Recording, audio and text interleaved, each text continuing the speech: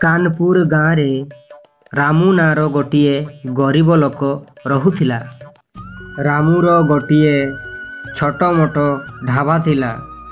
ସେହି ଢାବାକୁ ଲୋକ ଖାଇବାକୁ ବେଶୀ ଆସୁନଥିଲେ। ରାମୁ ମନ ଦୁଃଖରେ ଘରକୁ ଚାଲି ଆସେ। ରାମୁ କିନ୍ତୁ କାହାକୁ କିଛି କହୁନଥିଲା ତା ମନରେ କେତେ କଷ୍ଟ ହେଉଛି ବୋଲି। ରାମୁ ତା ସ୍ତ୍ରୀ ହାତ ଖାଇବା ଖାଇ ଟାଇମରେ ତା ଛୋଟ ଢାବା ପାଖକୁ ଯାଉଥିଲା, ହେଲେ ଲାଭ କିଛି ହେଉନଥିଲା।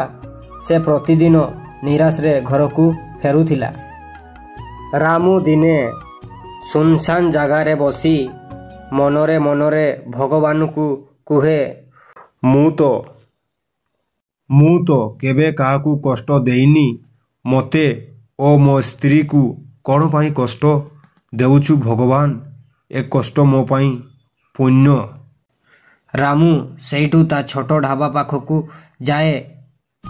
କିଛି ସମୟ ପରେ ଦେଖେ ଯେ ଦୁଇ ଜଣ ରାମୁର ଢାବାକୁ ଆସୁଛନ୍ତି ଆଉ ବସି ପଡ଼ନ୍ତି। ବହୁତ ଦିନ ପରେ ରାମୁର ଚେହେରାରେ ଟିକେ ଖୁସି ଦେଖାଯାଏ। ଆସ୍ତେ ଆସ୍ତେ ଜାଣିପାରନ୍ତି ଯେ ରାମୁ ନାଁର ଗୋଟିଏ ଲୋକ ଜଙ୍ଗଲରେ ଢାବା ଖୋଲିଛି। ଲୋକମାନେ ଜଙ୍ଗଲ ବୁଲିବାକୁ ଆସନ୍ତି ଆଉ ତା ହାତରେ ସ୍ୱାଦିଷ୍ଟ ଖାଦ୍ୟ ଖାଇକି ଯାଆନ୍ତି।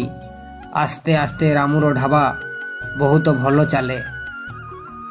ରାମୁ ସେଇଠୁ ଘରକୁ ଖୁସିରେ ଯାଏ ଆଉ ଢାବାକୁ ଆସେ। ସେଇଭଳିଆ ଢାବା ବହୁତ ଭଲରେ ଚାଲେ। ରାମୁ ସେଇଠୁ ଜାଣିପାରେ ଯେ ସବୁ କାମରେ ଧୈର୍ଯ୍ୟ ଦରକାର। ଭଗବାନ ସବୁବେଳେ ଶୀଘ୍ର ଦେଇନଥାଏ।